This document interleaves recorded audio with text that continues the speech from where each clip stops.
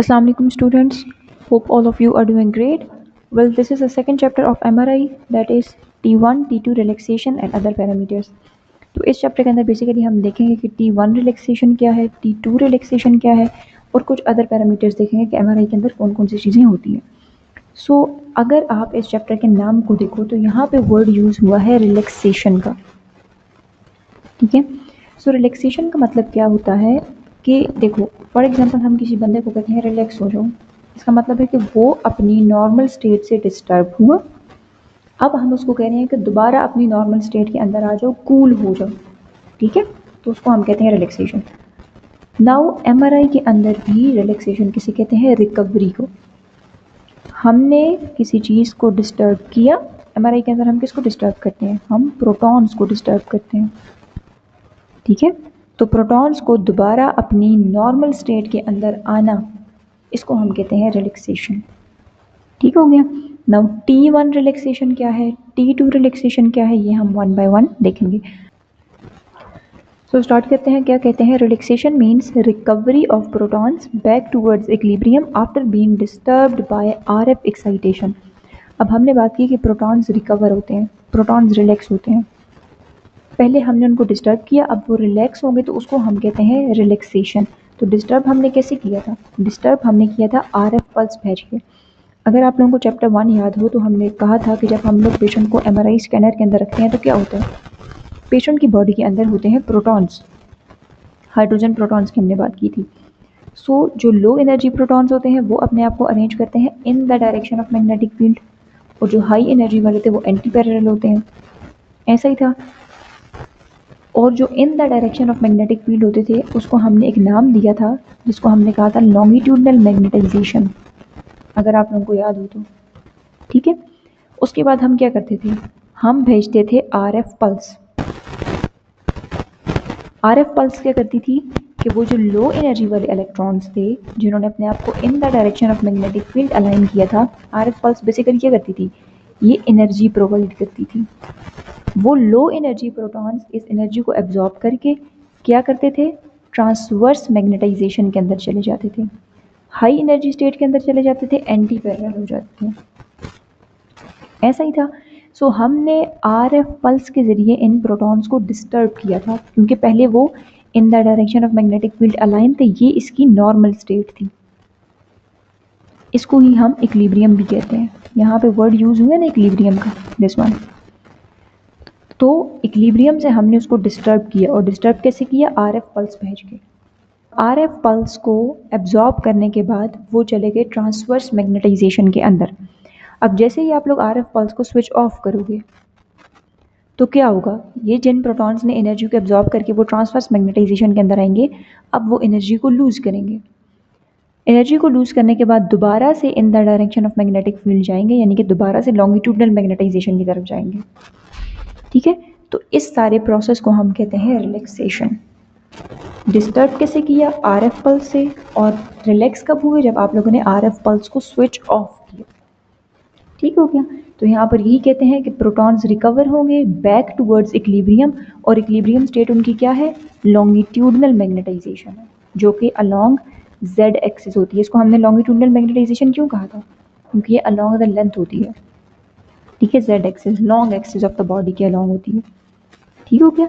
कब? After being disturbed by RF excitation. हमने पहले उसको RF पल्स दे के एक्साइट किया, फिर उसके बाद आफ्टर, यानी कि जब आप लोगों ने RF पल्स को स्विच ऑफ किया तो रिलैक्सेशन होगी.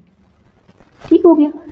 Relaxation times of protons and heterogeneous distribution of tissue proton densities determine the contrast in an MR image. अब कहते हैं कि जो हमारे पास MRI इमेज होती है उसके अंदर जो कंट्रास्ट होता है, कंट्रास्ट बेसिकली किसे कहते हैं? कंट्रास्ट मतलब डिफरेंस. MRI इमेज के ऊपर आपको कुछ चीज़ें डार्क नज़र आएंगी, कुछ ब्राइट नज़र आएंगी, कुछ ग्रे नज़र आएंगी, कुछ कैसी नज़र आएंगी, कुछ कैसी, लेकिन within black and white shade के अंदर ही होंगी. ये नहीं रेड येलो ग्रीन नज़र आएंगी. ठीक है. तो ये जो ब्लैक से वाइट के दरमियान जितने भी शेड्स हैं, इन शेड्स के अंदर आप कितना डिफरेंस कर सकते हो, दैट इज़ द कंट्रास्ट. ठीक है. अब वो कंट्रास्ट MRI के अंदर दो चीज़ों पर डिपेंड कर रहा है. एक आपके पास है रिलैक्सेशन टाइम्स, और दूसरा आपके पास है टिश्यू प्रोटॉन डेंसिटीज़. ठीक है, हम कह रहे हैं डिफरेंस है। अब डिफरेंस क्यों है? देखो, रिलैक्सेशन टाइम क्या होता है? रिलैक्सेशन का पता चल गया। रिलैक्सेशन क्या है? रिकवरी है। यानी कि जो प्रोटॉन्स हैं उनका जो रिलैक्सेशन टाइम है, उनकी जो रिकवरी है, कुछ प्रोटॉन्स जल्दी रिकवर हो जाएंगे, कुछ प्रोटॉन्स देर से रिकवर होंगे। एक चीज़। दूसरा हमारे पास है heterogeneous distribution of tissue proton densities. Density मतलब कोई चीज़ किसी जगह के अंदर कितनी प्रेजेंट है, that is density. For example, ये आपके पास एक बॉक्स है, इसके अंदर 5 बॉल्स हैं, उतना ही बॉक्स है और इसके अंदर मैं 8 बॉल्स बना देती हूँ। जगह सेम है। अब ये बॉक्स थोड़ा सा बड़ा हो गया, लेकिन इमेजिन करो कि बॉक्स सेम है, ठीक है। तो बॉल्स किसके अंदर ज़्यादा है? इस बॉक्स के अंदर। तो इसका मतलब है कि इस बॉक्स की डेंसिटी ज़्यादा है, ठीक है। सो टिश्यू प्रोटॉन डेंसिटी का ये मतलब है कि कोई भी टिश्यू है हमारी बॉडी के अंदर, there are number of tissues, ऐसा ही है। तो उन टिश्यूज़ के अंदर जो प्रोटॉन्स हैं उनकी हेट्रोजीनियस डिस्ट्रीब्यूशन है। हेट्रो मतलब डिफरेंट। कुछ टिश्यूज़ के अंदर प्रोटॉन्स ज़्यादा प्रेजेंट होंगे, कुछ टिश्यूज़ के अंदर प्रोटॉन्स कम प्रेजेंट होंगे।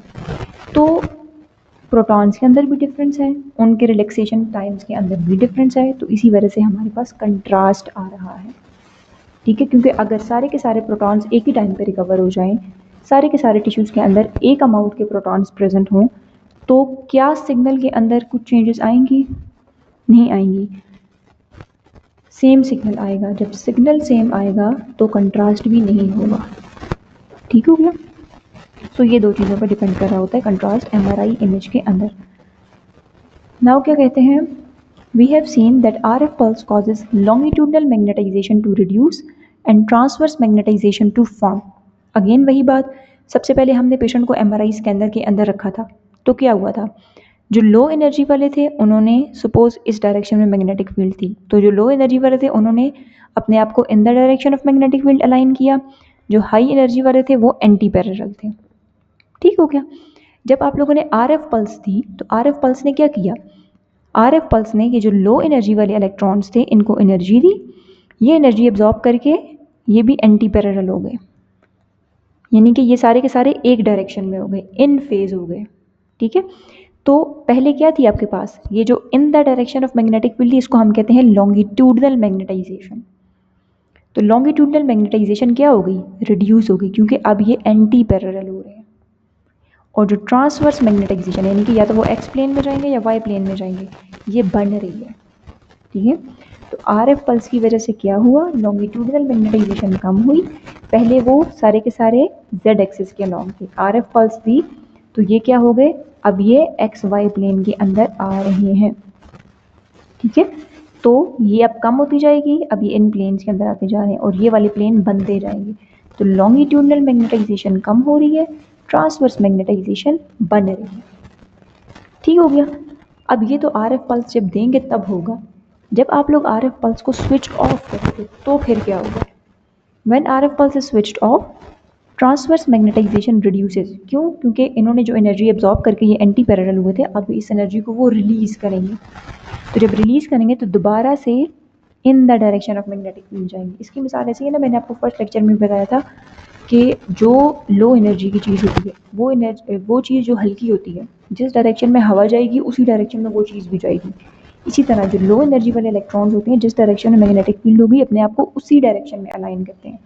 तो अब एनर्जी वो लूज़ करते जा रहे हैं, तो जब वो एनर्जी लूज़ करते जा रहे हैं तो एनर्जी कम होती जा रही है, तो वो in the direction of magnetic field आएगी। और in the direction of magnetic field क्या थी? Longitudinal magnetisation.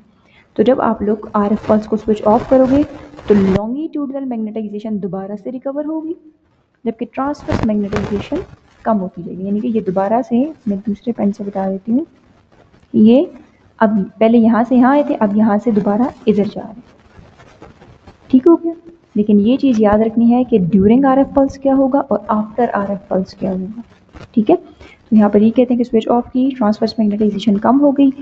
अब ट्रांसवर्स मैग्नेटाइजेशन के कम होने को हम कहते हैं ट्रांसवर्स रिलैक्सेशन, और लॉन्गिट्यूडनल मैग्नेटाइजेशन के इंक्रीज होने को हम कहते हैं लॉन्गिट्यूडनल रिलैक्सेशन। ये चीज़ याद रखनी है। अब ना इनमें कंफ्यूज नहीं होना। आपके पास 4 चीज़ें हैं, एक है लॉन्गिट्यूडनल मैग्नेटाइजेशन, एक है ट्रांसवर्स मैग्नेटाइजेशन, एक है लॉन्गिट्यूडनल रिलैक्सेशन, एक है ट्रांसवर्स रिलैक्सेशन। अब लॉन्गिट्यूडनल मैग्नेटाइजेशन क्या थी? पेशेंट को एमआरआई स्कैनर के अंदर रखा, लो एनर्जी प्रोटॉन्स ने अपने आप को अलाइन किया इन the direction of magnetic field, उसको हम कहते हैं लॉन्गिट्यूडनल मैग्नेटाइजेशन। ठीक हो गया। नाउ उसके बाद आपने क्या किया? आरएफ पल्स दी। आरएफ पल्स देने की वजह से क्या हुआ? ट्रांसवर्स मैग्नेटाइजेशन बनी। ठीक हो गया। अब जब आप लोग आरएफ पल्स को स्विच ऑफ कर दोगे तो क्या होगा? दोबारा से जो आपके पास प्रोटॉन्स हैं वो in the direction of magnetic field जाएंगे। इनको हम कहते हैं लॉन्गिट्यूडनल रिलैक्सेशन। तो लॉन्गिट्यूडनल रिलैक्सेशन में क्या होता है? जो लॉन्गिट्यूडनल मैग्नेटाइजेशन होती है वो रिकवर होती है, ये चीज़ याद रखनी है। जबकि जो ट्रांसवर्स रिलैक्सेशन है इसके अंदर क्या होता है? जो ट्रांसवर्स मैग्नेटाइजेशन होती है ये रिकवर नहीं होती, ये रिड्यूस होती है। ये चीज़ इंपॉर्टेंट है एमसीक्यूज के लिए। ठीक है।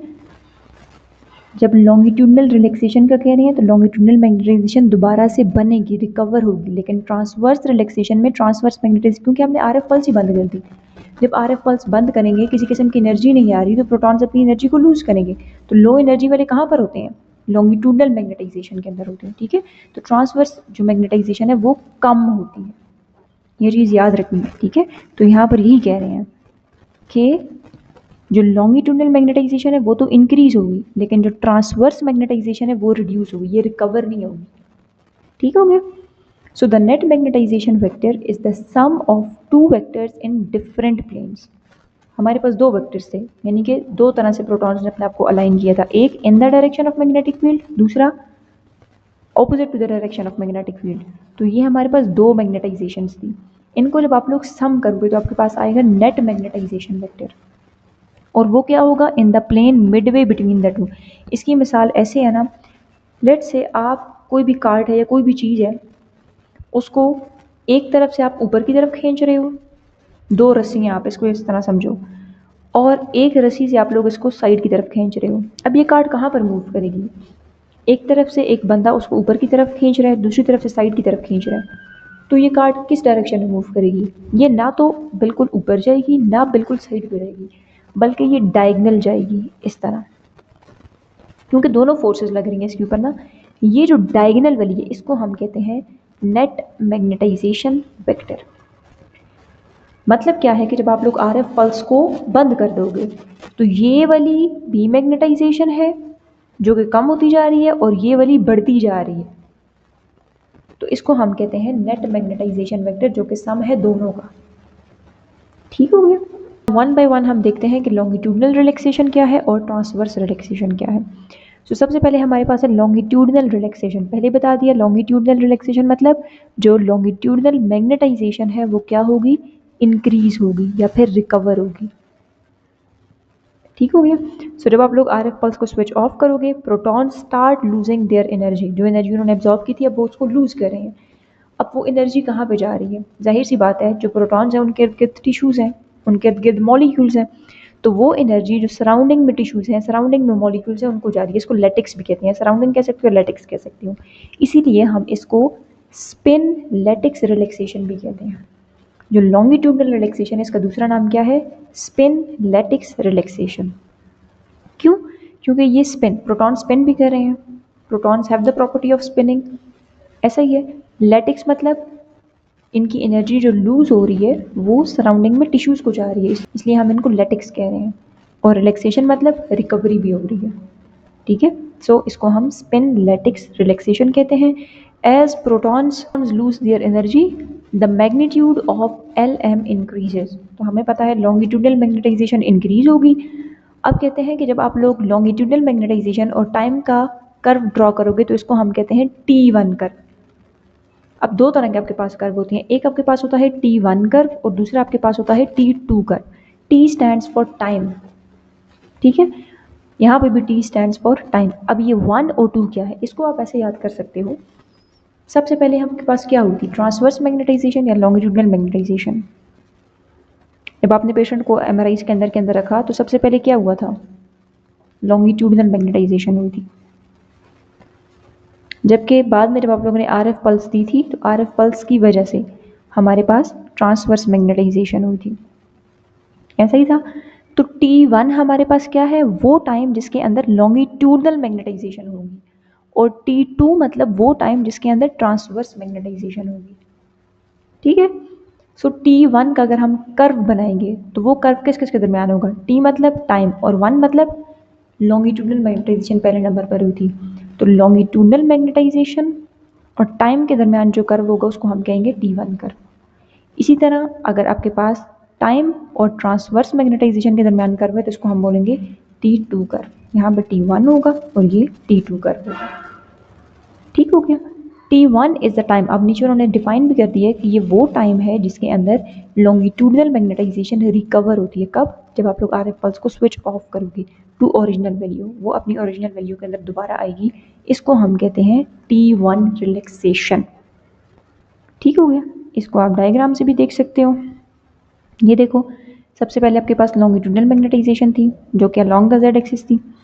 फिर आप लोगों ने क्या किया, RF पल्स दी, ये ट्रांसवर्स मैग्नेटाइजेशन के अंदर आ गई। ठीक है, यानी कि जब RF पल्स दे रहे हो ना तो क्या हो रहा है, ये यहाँ से ट्रांसवर्स मैग्नेटाइजेशन की तरफ आ रही है, यानी कि लॉन्गिट्यूडनल मैग्नेटाइजेशन कम होती जा रही है, ट्रांसवर्स मैग्नेटाइजेशन बनती जा रही है। ठीक है। अब जब RF पल्स स्विच ऑफ करोगे तो क्या होगा, यहाँ से दोबारा से लॉन्गिट्यूडनल की तरफ जाएंगे, तो लॉन्गिट्यूडनल मैग्नेटाइजेशन बढ़ेगी, ट्रांसवर्स कम होगी। अब एक टाइम ऐसा आएगा कि उन्होंने टोटली जितनी भी एनर्जी एब्जॉर्ब की थी उसको रिलीज कर दिया, अब सारे के सारे दोबारा से इन the direction of magnetic field हो गए, तो यहाँ पर कंप्लीट लॉन्गिट्यूडनल मैग्नेटाइजेशन की रिकवरी हो गई है, किसी किस्म की ट्रांसवर्स मैग्नेटाइजेशन बची ही नहीं है। इसको हम कहते हैं लॉन्गिट्यूडनल रिलैक्सेशन। ठीक हो गया।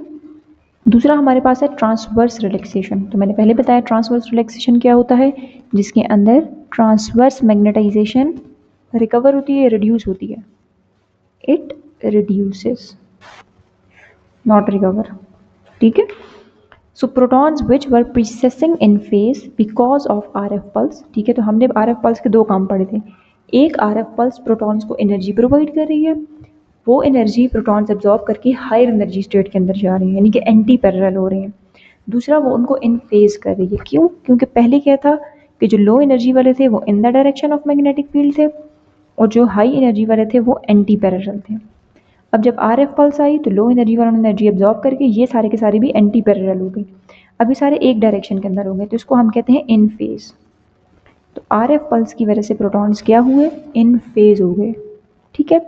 तो जब आप लोग RF पल्स को स्विच ऑफ करोगे तो क्या होगा, दे स्टार्ट लूजिंग फेज। अब इन्होंने जो एनर्जी एब्जॉर्ब की थी ये दोबारा रिलीज करेंगे और दोबारा से इस डायरेक्शन में हो जाएंगे। ठीक है। This going out of phase of protons results into gradual decrease in the magnitude of transverse magnetization। तो ये जो प्रोटॉन आउट ऑफ फेज जा रहे हैं तो क्या हो रहा है, ट्रांसवर्स मैग्नेटाइजेशन के अंदर कमी आ रही है, तो इसको हम कहते हैं transverse relaxation. The time taken by transverse magnetization to reduce to its original value, इसको हम ट्रांसवर्स रिलैक्सेशन भी कह सकते हैं या फिर T2 रिलैक्सेशन भी कह सकते हैं, क्योंकि ट्रांसवर्स मैग्नेटाइजेशन दूसरे नंबर पर हुई थी। ठीक है। Longitudinal and transversal relaxations are different and independent processes because underlying mechanisms are different। ये चीज़ याद रखनी है।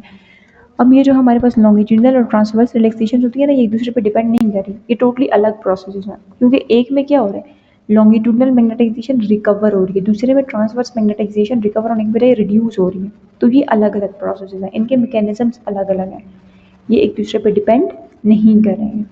ठीक है। नीचे अगेन आप लोग अगर डायग्राम में देखो तो पहले आपके पास लॉन्गिट्यूडनल मैग्नेटाइजेशन थी, RF पल्स थी, सब के सब इन फेज हो गए। देखो, तो ये हमारे पास क्या है, ट्रांसवर्स मैग्नेटाइजेशन है। जैसे ही RF पल्स स्विच ऑफ की, ये दोबारा से लॉन्गिट्यूडनल में चले गए। यहाँ पे क्या हुआ, ट्रांसवर्स मैग्नेटाइजेशन कम हो रही है, लॉन्गिट्यूडनल मैग्नेटाइजेशन बढ़ रही है, और यहाँ पर कंप्लीटली लॉन्गिट्यूडनल मैग्नेटाइजेशन है, ट्रांसवर्स मैग्नेटाइजेशन बची ही नहीं है। ठीक है, कंप्लीटली आउट ऑफ फेज। ये देखो, पहले इन फेज हुए RF पल्स की वजह से, जब बंद कर दी ग्रेजुअली आउट ऑफ फेज होते जा रहे हैं, और यहाँ पर कंप्लीटली वो आउट ऑफ फेज हो गई, किसी किस्म की ट्रांसवर्स मैग्नेटाइजेशन बची ही नहीं है। ठीक है। यहाँ पे अगर आप लोग देखो तो हमने बात की थी T1 कर्व और T2 कर्व की, तो अगर आपके पास लॉन्गिट्यूडनल मैग्नेटाइजेशन और टाइम के दरमियान कर्व है तो वो T1 होगा। क्यों, क्योंकि पहले नंबर पर है। अगर ट्रांसवर्स मैग्नेटाइजेशन और टाइम के दरमियान है तो वो T2 होगा, क्योंकि दूसरे नंबर पर ट्रांसवर्स मैग्नेटाइजेशन आती है। एक चीज़ आप लोगों ने देखनी है, दूसरी आप लोगों ने इसमें ये याद रखना है कि क्योंकि हमने बात की थी कि क्या होता है, लॉन्गिट्यूडनल मैग्नेटाइजेशन वक्त के साथ साथ रिकवर होती है। रिकवर मतलब दोबारा से बन रही है। तो ये देखो, ये वाई एक्सिस पे है ना, तो पहले ये इतनी थी, अब देखो बढ़ती जा रही है ना, तो इसका मतलब है कि लॉन्गिट्यूडनल मैग्नेटाइजेशन ज़्यादा हो रही है। अब यहाँ पे देखो, ट्रांसवर्स मैग्नेटाइजेशन वक्त गुजरने के साथ साथ क्या होगी, क्योंकि प्रोटॉन्स अपनी एनर्जी को लूज कर रहे हैं तो वो कम होगी। ट्रांसवर्स मैग्नेटाइजेशन डिक्रीजेज, ये देखो इसकी वैल्यू कम होती जा रही है। तो ये ग्राफ ऑस्पिकली इंपॉर्टेंट है, आ सकते हैं कि कौन सा T1 कर्व है और कौन सा T2 कर्व है, किसके अंदर लॉन्गिट्यूडनल मैग्नेटाइजेशन बढ़ रही है, किसके अंदर कम हो रही है। तो ये चीज़ें आप लोगों ने जहन में रखनी है। ठीक हो गया।